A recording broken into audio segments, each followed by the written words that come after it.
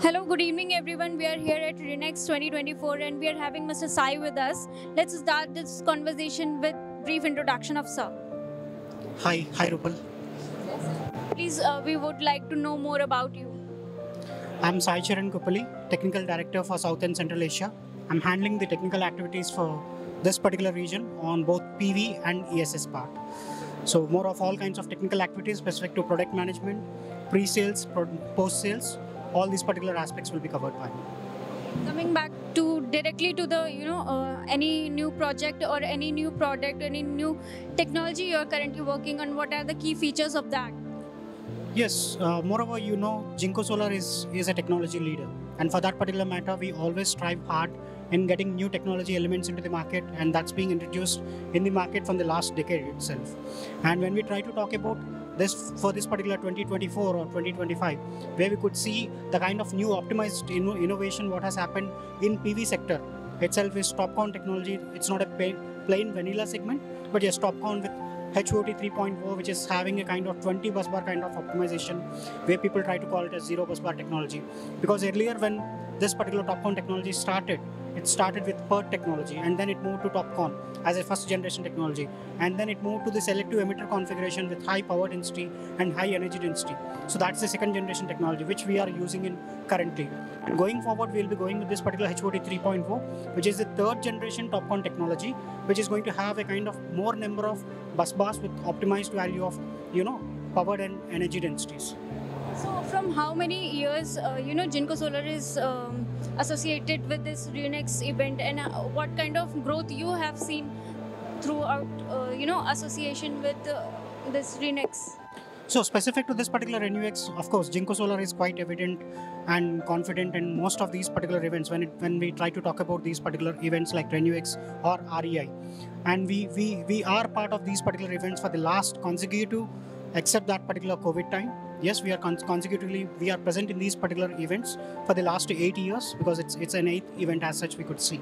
And moreover, the point what we would like to make sure and ensure is that wherever we try to see this particular technology optimization, where we would like to introduce that particular aspect and element to market, not just on the fronts of PV, even on the fronts of ESS segment as well. We are trying to do that, which is the reason why you could see that the kind of $10 billion investment what we had made in cell manufacturing of the ESS part, which is battery cell manufacturing, is going to get started within China itself, specific to this particular ESS market. That's how we could see, and we want to promote the same thing. And very recently, we even have got listed in BNEF also as Tier 1 player on the ESS segment. Of course, people very well know across the globe that Jinko Solar is top class, premier Tier 1 manufacturer specific to global technology leader. But yes, we are trying to follow the same kind of aspects even in energy storage segment as well. And what is your take on ALMM?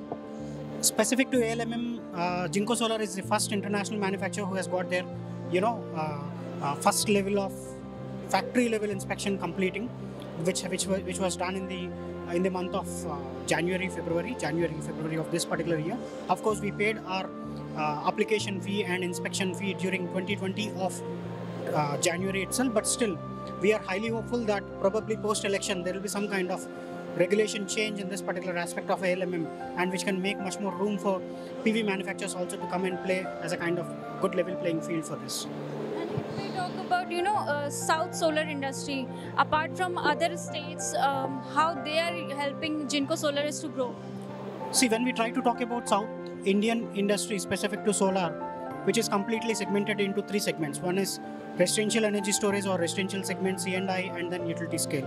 When we try to talk about residential and distributed market, which is more specific to this particular C&I market, residential and distributed is completely catered by our distributors and dealers.